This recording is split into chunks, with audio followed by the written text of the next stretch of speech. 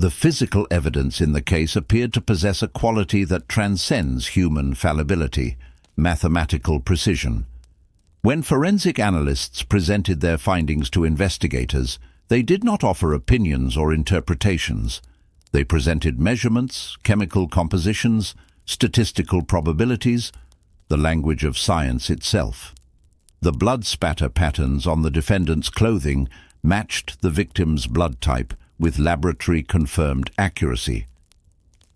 The trajectory analysis, calculated using established principles of physics, placed the defendant at the precise location where the fatal blow was struck. The timeline, constructed from phone records and surveillance footage, aligned with mechanical exactitude. These were not subjective assessments. They were facts extracted from the material world. In the conference rooms where prosecutors and detectives assembled their case, the evidence formed a coherent narrative that seemed to construct itself. The forensic pathologist's report documented 37 distinct injuries, each photographed, measured, and catalogued according to standardized medical protocols. The toxicology screen revealed blood alcohol levels measured to 3 decimal places. The DNA analysis produced probability ratios expressed in billions to 1 odds. When experts testified during preliminary hearings, they brought with them the accumulated authority of their fields, years of specialized training, peer-reviewed methodologies, laboratory certifications from national accrediting bodies. They did not present themselves as advocates for one side or another. They presented themselves as translators of physical reality into courtroom language. The ballistics evidence carried particular weight. When the firearms examiner placed the recovered bullet under the comparison microscope, the striations matched the test-fired specimens with what appeared to be photographic clarity. The scratches etched into the bullet's surface, microscopic grooves created as the projectile traveled through the barrel, aligned like fingerprints. The examiner documented 16 points of correspondence, each one measured and photographed at 400x magnification. The report stated its conclusion in the passive voice, as if the evidence itself were speaking. The bullet recovered from the victim's body was fired from the defendant's weapon. No room for doubt existed in that sentence structure. The verb "was fired" conveyed not opinion but observed fact. Digital evidence provided another layer of seemingly incontrovertible proof. The defendant's cell phone, subjected to forensic extraction, yielded its secrets in raw data form. The cellular tower records showed his device pinging towers in a geographical sequence that traced his movements throughout the evening. The timestamps appeared in Unix epoch format, the number of seconds elapsed since January 1st, 1970, a measurement system that seemed immune to human error or manipulation. When investigators plotted these coordinates on a map, they formed a path that terminated at the crime scene during the window when the murder occurred. The phone's GPS metadata, embedded in photographs taken that evening, provided latitude and longitude coordinates accurate to within meters. This was not eyewitness testimony, subject to the distortions of memory and perception. This was machine-generated data, created automatically and stored in binary code. The crime scene itself had been documented with technological thoroughness. Investigators photographed every surface from multiple angles, creating a 3-dimensional digital reconstruction that could be explored from any viewpoint. They collected 247 separate pieces of physical evidence, each one labeled, sealed, and entered into a chain of custody database that tracked its movement from collection to courtroom. When the lead detective described this process to the grand jury, he emphasized the systematic nature of the investigation. "We don't jump to conclusions," he explained. "We follow the evidence wherever it leads." The implication was clear. The investigation had been conducted not by humans with biases and assumptions, but by a process, a methodology that transformed subjective chaos into objective truth. The forensic scientists who analyzed this evidence operated within institutional frameworks that seemed designed to guarantee accuracy. Their laboratories held accreditations from the American Society of Crime Laboratory Directors, certifications that required regular proficiency testing and external audits. The procedures they followed had been validated through peer-reviewed studies published in journals with names like Journal of Forensic Sciences and Forensic Science International. When defense attorneys questioned the reliability of these methods during pretrial motions, prosecutors responded with citations to appellate court decisions that had repeatedly affirmed their admissibility. The legal system itself, through decades of precedent, had determined that these techniques met the threshold for scientific reliability. The presentation of this evidence to the jury followed established conventions designed to underscore its objectivity. Expert witnesses brought visual aids, enlarged photographs with measurement scales visible, graphs plotting data points, PowerPoint slides featuring technical diagrams. They explained their methodologies in detail, walking jurors through each step of their analysis. "We began by establishing a control sample," the DNA analyst testified. "Then we extracted genetic material from the evidence sample using standard protocols. The resulting profile was analyzed at 15 genetic loci, producing a statistical match probability of 1 in 6.4 billion. The specificity of these numbers, not 6 billion, but 6.4 billion, conveyed precision that seemed to eliminate uncertainty. The authority figures who presented this evidence carried themselves with a particular kind of confidence. They were not advocates arguing for a conclusion. They were professionals reporting observations. When asked whether there could be any alternative explanation for their findings, they typically responded with patient explanations of why the data permitted only one interpretation. Could contamination explain these results? Defense counsel would ask. No, the analyst would reply, describing the protocols designed to prevent such problems. Separate workstations for reference and evidence samples, negative controls run with every batch, rigorous decontamination procedures. Each potential objection was answered not with rhetorical argument, but with technical detail, descriptions of safeguards built into the process itself. The institutional architecture surrounding this evidence created multiple layers of verification. The forensic evidence had been reviewed by laboratory supervisors before being included in official reports. Those reports had been scrutinized by prosecutors who understood that defense attorneys would challenge any ambiguity. The prosecution's theory of the case had been presented to a grand jury, a panel of ordinary citizens who had voted to indict based on their assessment of the evidence. Even before trial began, multiple institutional checkpoints had been passed. The system itself seemed to guarantee that only reliable evidence would reach the jury. Perhaps most importantly, the evidence appeared to tell a single, consistent story. The DNA placed the defendant at the scene. The ballistics connected him to the weapon. The cell phone data tracked his movements. The bloodstain patterns corroborated the physical struggle described by witnesses. When investigators constructed a timeline, every piece of evidence fit into its proper sequence. There were no contradictions, no gaps, no unexplained anomalies. The evidence possessed a quality that both prosecutors and jurors found deeply compelling: internal coherence. It all fit together. This convergence created a powerful psychological effect. When multiple independent lines of evidence all pointed toward the same conclusion, that conclusion acquired the status of demonstrated fact. It was not one person's word against another's. It was not a matter of competing interpretations. It was what the evidence, neutral, measurable, scientific, revealed about what had happened. In the courtroom, this evidence would be presented with institutional authority and technical precision. And for everyone who encountered it, the message would be clear. The facts had spoken.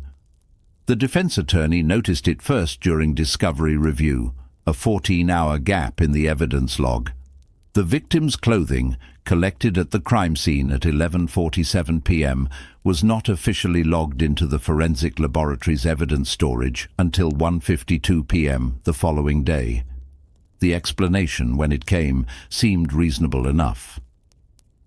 The items had been transported to a regional facility rather than the local lab due to equipment malfunctions. The detective who made the transfer had placed them in a secure locker overnight, following standard protocol when the evidence unit was closed. He had documented the transfer in his field notes, just not in the formal chain of custody form, until the following morning, when the lab reopened. Administrative delay, the prosecutor called it during a pre-trial conference. The physical integrity of the evidence was never compromised. The judge agreed. Such gaps were common in cases involving multiple agencies and overnight evidence collection. The clothing had been sealed in tamper-evident bags at the scene. Those seals remained intact when the lab received them. The defense motion to exclude the evidence was denied without extended argument. Yet the gap remained in the record, a small caesura in what had appeared to be an unbroken chain of documentation. Similar irregularities surfaced in the forensic analysis itself, though they were framed as technical minutiae rather than substantive problems. The DNA analyst's bench notes indicated that the first extraction from the defendant's steering wheel had produced results too degraded for interpretation. A second extraction, performed 3 days later from the same swab, yielded a complete profile matching the victim. When the defense's forensic consultant raised questions about this discrepancy, the prosecution's expert explained that DNA analysis involves inherent variability. Environmental factors, the specific portion of the swab tested, even minor variations in reagent concentration could affect results. The second test had simply been more successful. This happens routinely, she testified during a pre-trial hearing. It's why we maintain samples for retesting. Wall. The defense consultant's report, submitted to the court but not presented to the jury, noted that the laboratory's own protocols recommended documenting the reasons for result variability and the specific methodological adjustments made between tests. The bench notes contained no such documentation. When questioned, the analyst acknowledged this was not ideal, but maintained that her conclusions remained sound. The judge, evaluating the issue under the relevant legal standard, determined that any procedural deviation did not meet the threshold for excluding otherwise reliable scientific evidence. The DNA results were admitted. The bloodstain pattern analysis contained another subtle irregularity. 2 analysts had examined the defendant's jacket, the primary analyst who testified at trial, and a junior colleague who had assisted with the initial assessment. Their preliminary reports differed slightly in their characterizations. The junior analyst's notes described the stains as consistent with transfer patterns that could have resulted from contact with a blood-soaked surface. The senior analyst's final report described them as impact spatter, indicating the defendant's presence during the violent act itself. When deposed, the junior analyst explained that she had deferred to her supervisor's greater experience and more thorough examination. "I was working from photographs," she noted. "He examined the actual garment under proper lighting conditions." The difference in terminology might have seemed significant to a neutral observer, but in the adversarial context of litigation, it was easily explained. Bloodstain pattern analysis requires subjective judgment about size, shape, and distribution. Two qualified analysts could reasonably characterize the same evidence differently, particularly when one was senior and the other still in training. The senior analyst's credentials were impeccable: 15 years of experience, testimony in over 40 trials, publications in forensic journals. His conclusion was deemed more authoritative. The junior analyst's preliminary notes were characterized as an incomplete assessment, superseded by more thorough analysis. The ballistics evidence contained perhaps the most technical irregularity. During the firearm examiner's analysis, one of the test-fired bullets had been damaged during extraction from the water tank used to capture comparison specimens. Standard procedure called for firing at least 3 test bullets to ensure adequate samples for microscopic comparison. The examiner had fired 3, but only 2 were usable after 1 was damaged. His report stated that the recovered crime scene bullet matched the 2 usable test specimens. During cross-examination at trial, the defense attorney asked whether firing additional test bullets might have been prudent given the damaged specimen.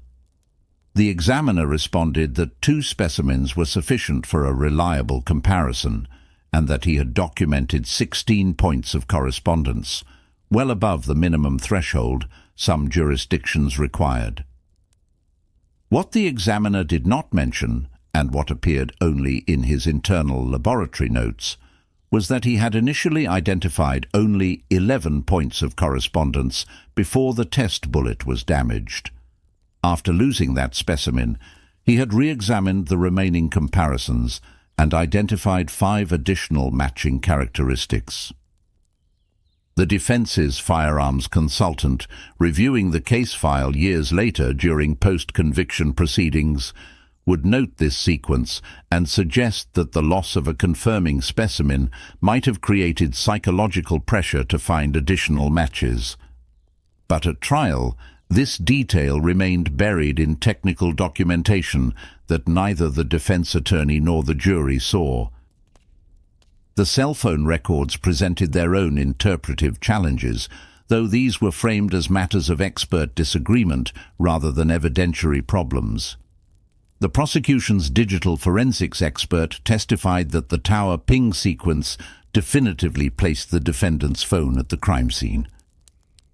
The defense retained a competing expert who testified that cell tower data provides only approximate location information, and that the defendant could have been anywhere within a roughly half-mile radius of the tower, a range that included not only the crime scene, but also the defendant's apartment and several commercial areas he was known to frequent. Both experts were qualified, both cited technical literature supporting their interpretations.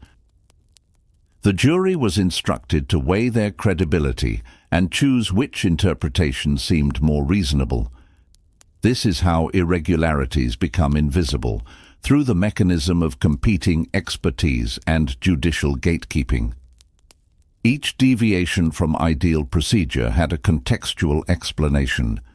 Each discrepancy fell within the range of normal variability. Each inconsistency was resolved by deferring to more senior analysts or more established interpretations. The legal standard for admissibility, whether the evidence was more probative than prejudicial, whether it was the product of generally accepted scientific principles, was met in each instance. Procedural perfection was not required. The question was whether the evidence was reliable enough, and judges consistently answered yes. Moreover, these issues were treated as isolated incidents rather than patterns. The chain of custody gap involved one piece of evidence. The DNA retest involved one sample. The blood stain characterization difference involved one garment. The ballistics question involved one bullet. No single irregularity was sufficient to undermine the case, and viewing them collectively would have required stepping back from the case-by-case evaluation that legal procedure demands. Defense attorneys raised objections, experts quibbled over technical details, but the architecture of certainty remained intact. The institutional response to these concerns followed a familiar pattern. When irregularities were identified, they were investigated internally and deemed insufficient to warrant corrective action. When experts disagreed, the prosecution's experts, backed by institutional authority and more extensive trial experience, prevailed. When procedures were imperfectly followed, judges determined that substantial compliance was adequate. The system had mechanisms for identifying problems, but those mechanisms were calibrated to distinguish between acceptable imperfection and disqualifying error. Everything identified fell on the acceptable side of that line, yet the irregularities accumulated in the record like sediment, visible to anyone who looked closely, but not prominent enough to disturb the official narrative.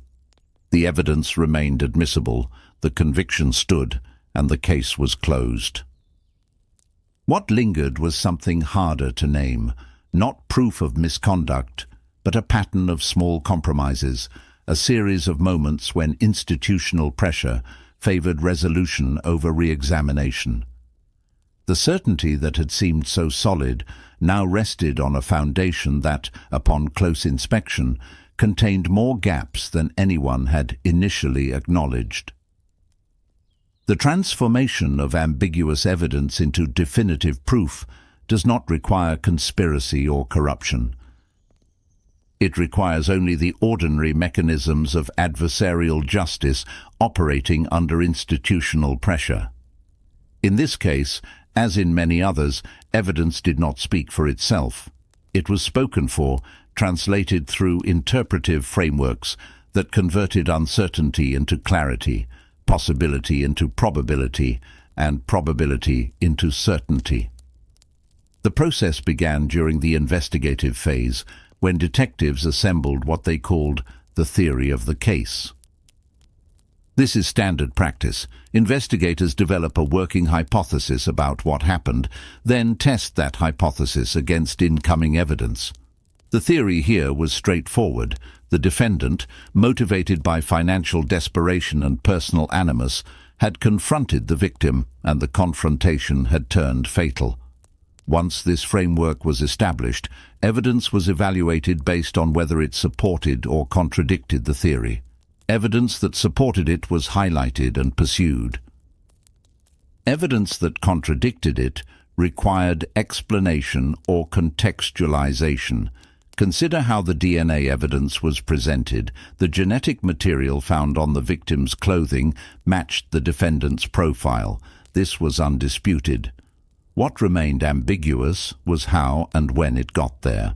The defendant and victim were acquaintances who had been in the same social spaces on multiple occasions.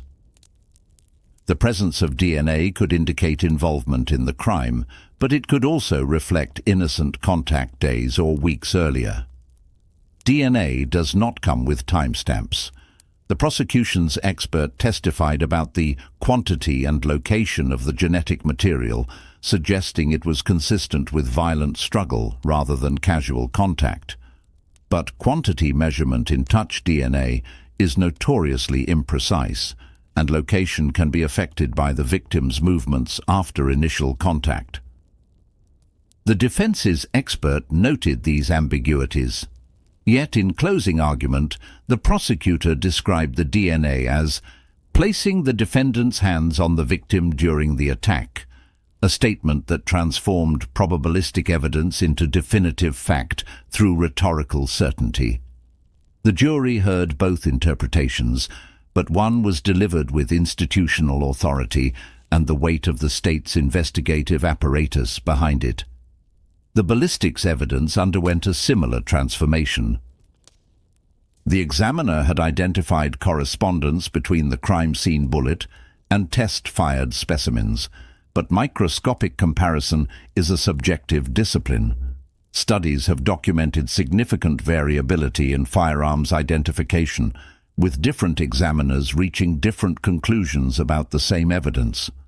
The field itself has resisted quantifying error rates, making it impossible to attach statistical certainty to any particular match determination. Yet when the examiner testified, he did not couch his conclusion in probabilistic language.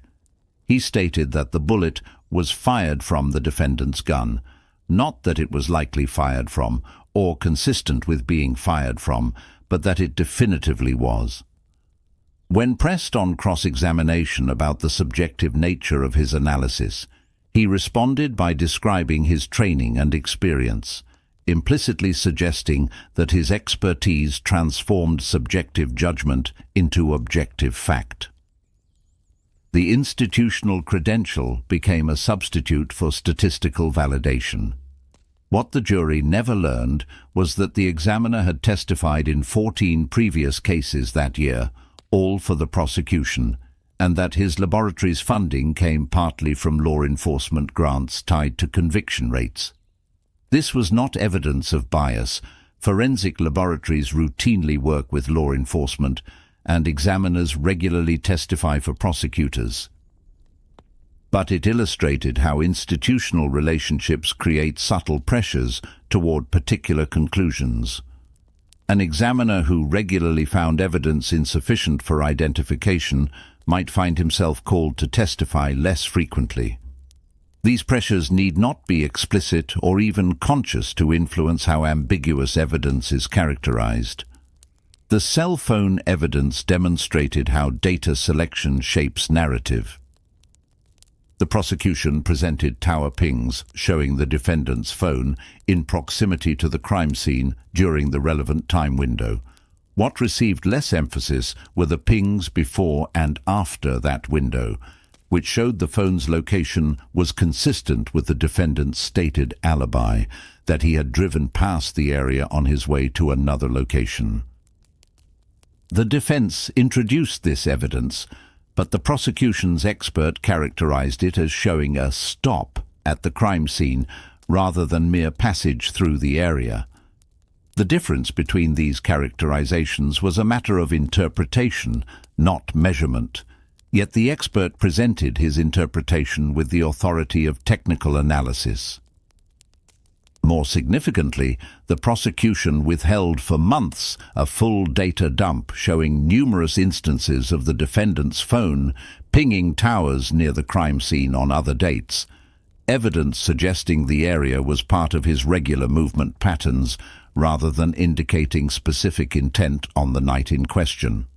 When this data finally emerged during discovery disputes, the prosecutor argued it was not exculpatory because it did not prove the defendant wasn't there on the night of the murder.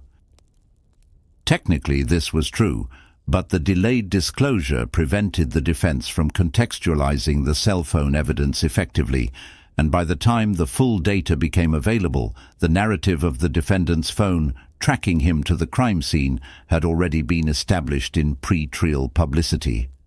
The bloodstain evidence revealed perhaps the clearest example of interpretation serving predetermined conclusion. Bloodstain pattern analysis has faced increasing scientific scrutiny, with researchers demonstrating that analysts shown different contextual information about a case will characterize the same blood patterns differently. The field acknowledges that experience and training matter, but it has struggled to establish objective criteria that eliminate interpretive variability. In this case, the senior analyst knew the prosecution's theory when he examined the defendant's jacket. He knew that police believed the defendant had been present during a violent beating. When he characterized the stains as impact spatter, he was not fabricating evidence.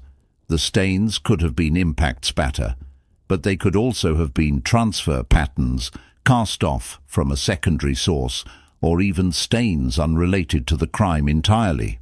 The analyst's characterization aligned with the theory of the case, and that alignment was presented as corroboration rather than as interpretive choice.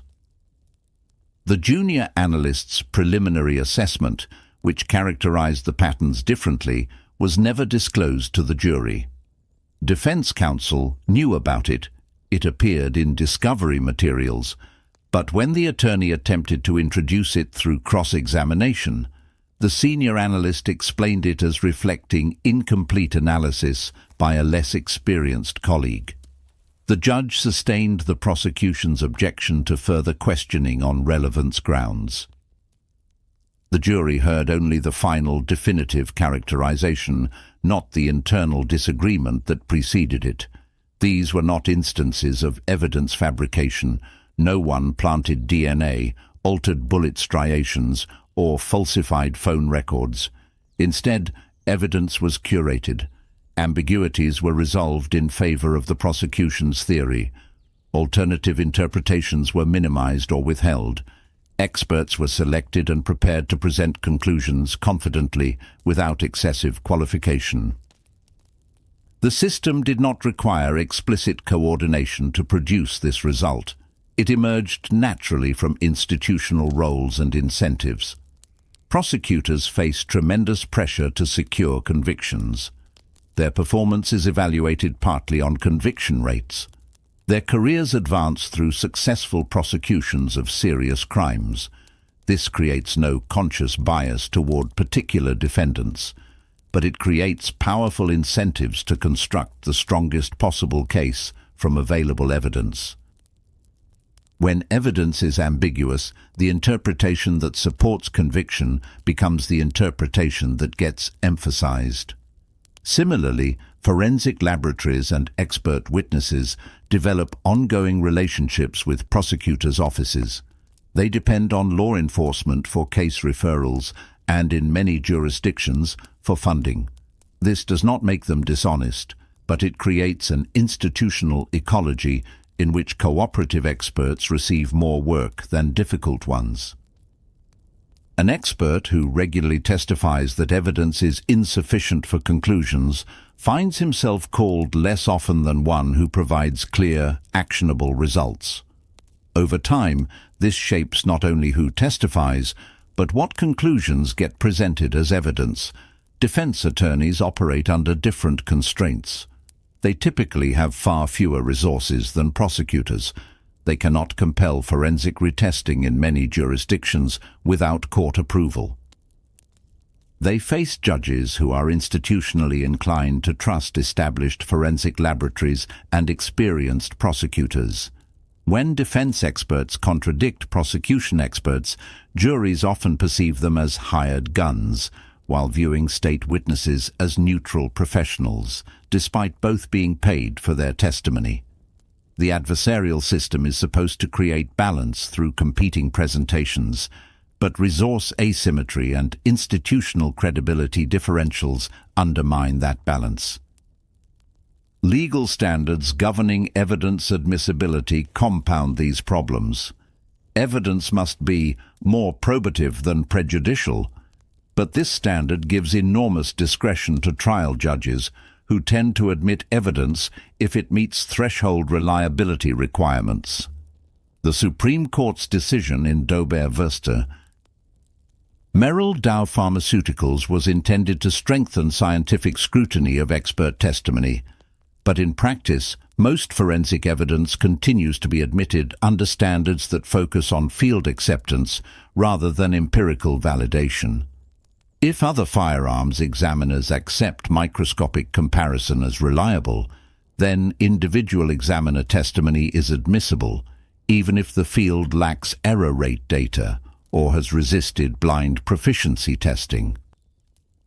This creates a system in which legally sufficient evidence may be scientifically questionable.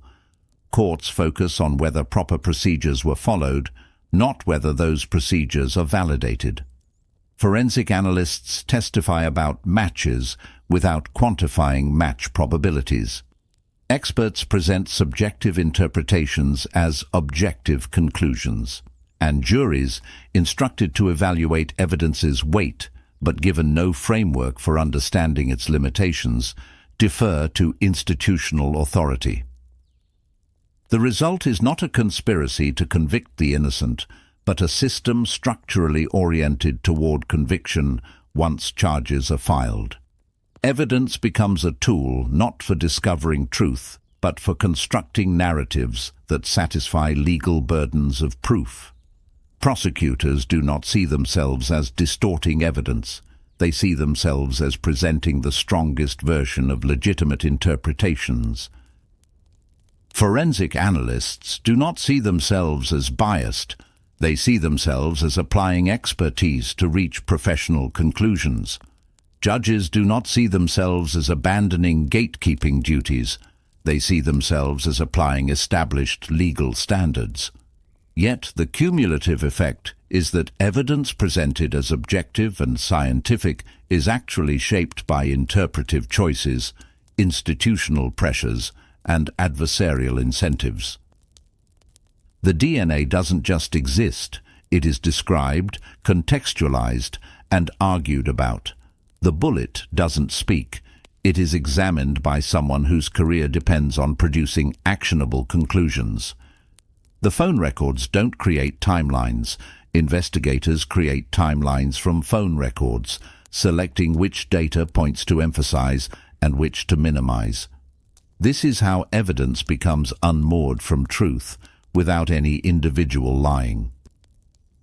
The system does not require fabrication when interpretation can be selectively deployed, when ambiguity can be resolved through institutional authority, when contradictions can be explained away through procedural deference. The defendant was convicted not because the evidence proved his guilt beyond reasonable doubt, but because the evidence was made to appear as though it did, through presentation, contextualization, and the systematic minimization of uncertainty. And once that appearance was created, the legal system's mechanisms for reviewing convictions deferred to the jury's verdict, treating the constructed certainty as though it had been objectively discovered rather than institutionally produced. The defendant, now inmate, Dubra 847392, 7 years into a 25-year sentence, first learned something was wrong through a letter from an Innocence Project attorney. The National Academy of Sciences had released a comprehensive report questioning the scientific foundations of microscopic hair comparison, blood stain pattern analysis, and several other forensic disciplines that had been presented at his trial as established science. The letter was measured in tone, careful not to promise anything, but it explained that his case had been flagged for review because it relied heavily on forensic methods now understood to rest on shakier ground than previously believed. The process of challenging a conviction on the basis of discredited evidence is procedurally labyrinthine. First, the defense had to file a post-conviction relief petition arguing that newly discovered scientific evidence undermined the verdict. The standard for granting such relief is extraordinarily high. The new evidence must not merely cast doubt on the conviction, but must be so compelling that no reasonable jury could have convicted in light of it. This standard embeds a profound irony. The evidence that secured conviction is presumed reliable until proven otherwise, even when the scientific community has repudiated the methods that produced it. The state's response to the petition arrived 14 months later. It did not dispute that bloodstain pattern analysis had faced criticism or that firearms identification lacked statistical validation. Instead, it argued that the criticism came too late, that at the time of trial, these methods were accepted by courts and forensic practitioners, and defendants cannot benefit from evolving scientific understanding that postdates their conviction. The legal principle of finality, prosecutors argued, must be balanced against claims of innocence. Moreover, the state's brief emphasized that the forensic evidence was only part of the case. Even without the bloodstain analysis or ballistics testimony, the DNA and cell phone evidence remained intact. The conviction could be sustained on those grounds alone. This argument revealed a fundamental problem with evidence-based convictions. Once multiple pieces of evidence are woven together into a narrative, challenging any single strand becomes nearly impossible. The bloodstain evidence had been presented at trial as corroborating the DNA findings, but now the DNA findings were being used to defend the bloodstain evidence. The logic was circular but legally effective. Courts are reluctant to grant new trials unless the challenged evidence was essential to conviction, yet prosecutors almost always construct cases with multiple evidentiary supports precisely to insulate verdicts from later challenges. The petition did succeed in securing an evidentiary hearing where new experts testified about the limitations of the forensic methods used at trial. The bloodstain analyst who had characterized the patterns as impact spatter had retired, but a current examiner from the same laboratory testified that contemporary standards would require more cautious language, that the patterns were consistent with impact spatter rather than definitively identified as such. This semantic distinction seemed minor, but it acknowledged the interpretive flexibility that had been concealed at trial. The original analyst had testified with categorical certainty about conclusions that the field now recognized as probabilistic judgments. The firearms examiner, still practicing, defended his original testimony more vigorously. He acknowledged that the field had faced criticism, but maintained that his conclusion remained valid. When the defense's expert testified that the bullet comparison showed only general class characteristics rather than individual identification, the state's examiner responded that this reflected differing professional opinions, not error in his analysis. The judge, tasked with evaluating competing expert claims without scientific training to assess them, ultimately concluded that the disagreement did not constitute newly discovered evidence. Both interpretations had been available at trial, and the jury had chosen to credit the state's expert. That the jury had not been informed that such fundamental disagreement existed within the field was deemed insufficient grounds for relief. The DNA evidence proved more difficult to challenge, but the defense investigators discovered something the trial attorney had missed. The laboratory analyst who had performed the testing had been involved in a separate scandal 3 years after this conviction. In that case, she had been found to have dry-labbed results, generating reports without actually performing all documented tests, under pressure to clear a backlog. Her employment had been terminated, and several convictions based on her work had been vacated. Yet this defendant's case had not been flagged for review because the misconduct occurred after his trial, and the laboratory maintained that the earlier work remained reliable. The defense moved to retest the DNA evidence using more sensitive modern techniques and different laboratory protocols. The court granted this motion, but the results complicated rather than resolved the case. The newer testing confirmed the presence of the defendant's DNA on the victim's clothing, but it also revealed DNA from 2 other individuals, neither of whom had been identified or investigated. The prosecution argued that this was consistent with the victim having multiple contacts throughout the day, and that the defendant's DNA was present in higher quantities than the unknown contributors. The defense countered that the presence of unidentified DNA suggested investigative failures. That leads had not been pursued, and alternative suspects had not been eliminated. The court's ruling on the post-conviction petition consumed 63 pages of dense legal analysis, but its conclusion was succinct: relief denied. The judge acknowledged troubling aspects of the forensic evidence, but found that the totality of evidence remained sufficient to support the verdict.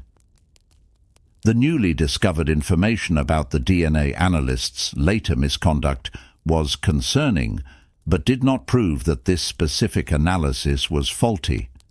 The evolving scientific understanding of bloodstain analysis and firearms identification reflected ongoing debates within the forensic community.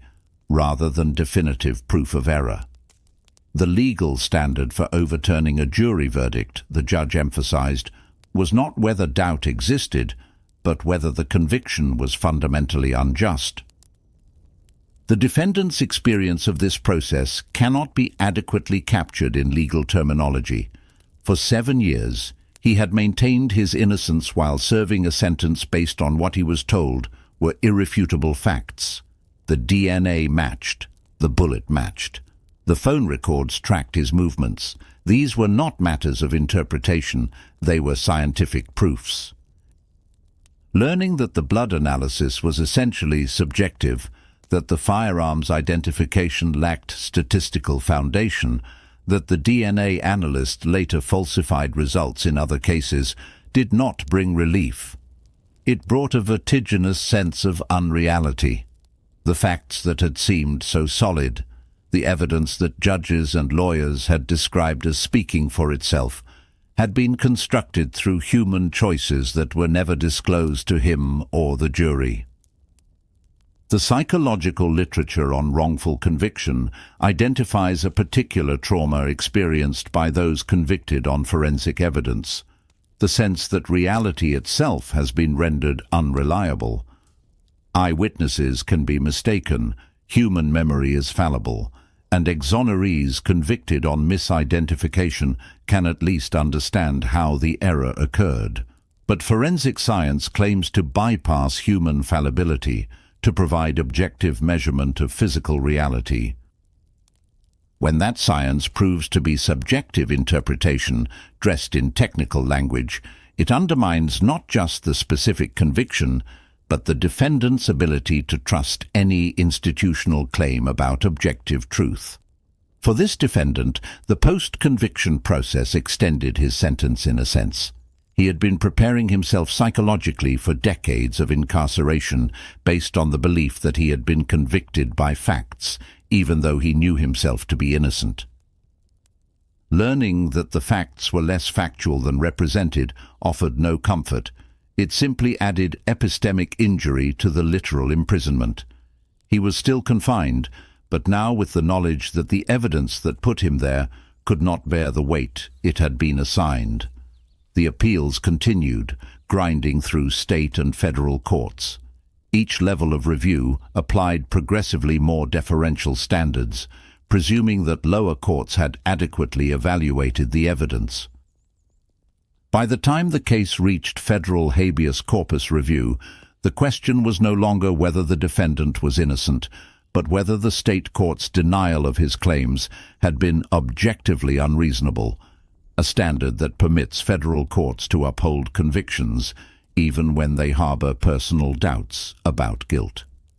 12 years after conviction, the case remained unresolved in any meaningful sense. The defendant remained incarcerated. The conviction remained on the books. But the evidence that had seemed so unassailable at trial now existed in a state of documented ambiguity. The facts had not changed. The DNA was the same. The bullet comparisons were the same. The phone records were the same. But what those facts meant, what conclusions they could support, had been revealed as contingent on interpretive choices that were themselves influenced by institutional pressures and adversarial incentives. This is the enduring violence of convictions built on constructed certainty. They are nearly impossible to undo even after the construction is exposed. The legal system's mechanisms for finality, designed to prevent endless relitigation and provide closure, become mechanisms for perpetuating injustice when the original proceeding was compromised by evidence that appeared scientific but was actually subjective. The defendant cannot prove his innocence because innocence is not what the system requires to convict. It requires only evidence sufficient to persuade a jury beyond reasonable doubt. And once that persuasion has occurred, the system presumes it was justified unless error can be proven to a near certainty. The title of his case file, unchanged through all the appeals and petitions, still reads State versus Defendant. But for those who have followed the case through its post-conviction evolution, a different title suggests itself: When Evidence Lies Without Being False. The evidence did not lie in the sense of being fabricated. It lied in being presented as objective when it was interpretive, as certain when it was probabilistic, as scientific when it was experiential. And that lie, structural, institutional, embedded in how evidence is produced and presented, persists even after exposure because the legal system lacks adequate mechanisms for confronting it. The defendant remains in prison, his certainty of innocence matched only by the system's certainty of his guilt. Both certainties rest on evidence, but one is lived experience and the other is constructed narrative. The question that haunts the case is not whether evidence can lie, that much is now documented, but whether institutional systems built on that evidence can ever acknowledge what has been done in its name.